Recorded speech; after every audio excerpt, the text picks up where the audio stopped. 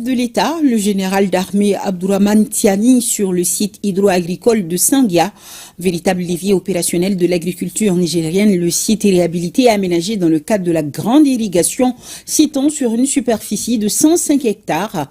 Laouali Maïnassara et Ousmane Sani nous parlent de cette sortie présidentielle qui a accueilli un écho favorable avec la sortie en masse des populations environnantes.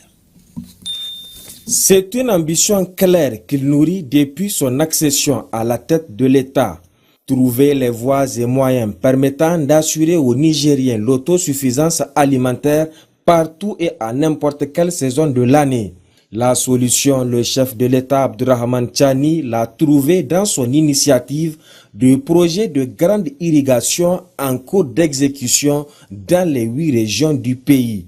Comme il l'a fait dans les autres régions, le président de la République, chef de l'État, le général d'armée Abdourahmane Tiani a tenu également de faire personnellement le déplacement du site de Sagia 6 à l'arrondissement communal Niamey 5 pour constater la mise en œuvre du dit projet piloté par l'Office national d'aménagement hydro-agricole ONAHA.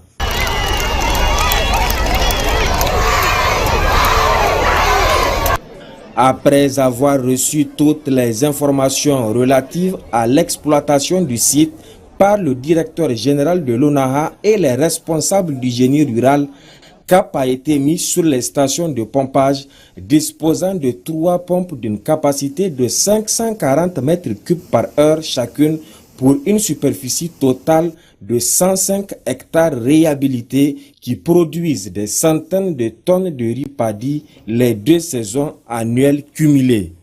Les magasins de stockage et le siège de la coopérative des producteurs du riz ont constitué la dernière étape de cette visite. Là également, les producteurs et l'ensemble des acteurs et riverains attendaient l'arrivée de l'hôte spécial.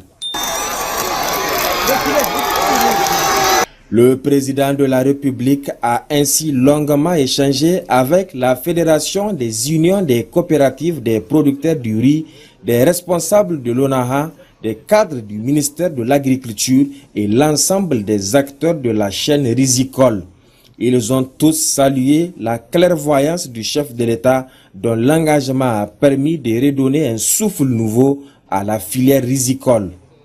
Avec l'ONAHA renforcé, la grande irrigation en marche, le RINI ressuscité et l'OPVN revigoré, le général Abdourahmane Tiani a bien placé ses pions pour remporter la victoire, celle de la souveraineté alimentaire de son pays.